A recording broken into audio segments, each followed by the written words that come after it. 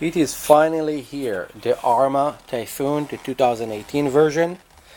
It's beautiful blue silver.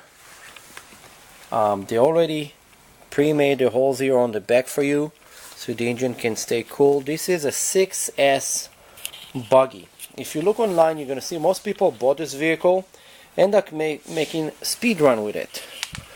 It's a very good suspension over here. Actually have a nice sway bar that help you on a high speed.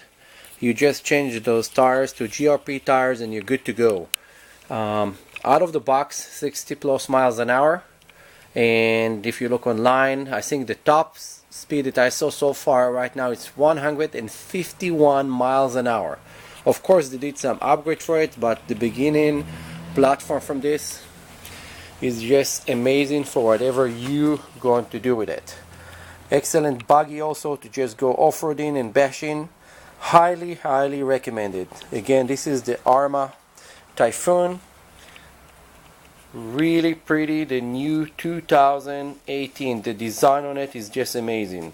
The previously was red and black, but this is much nicer.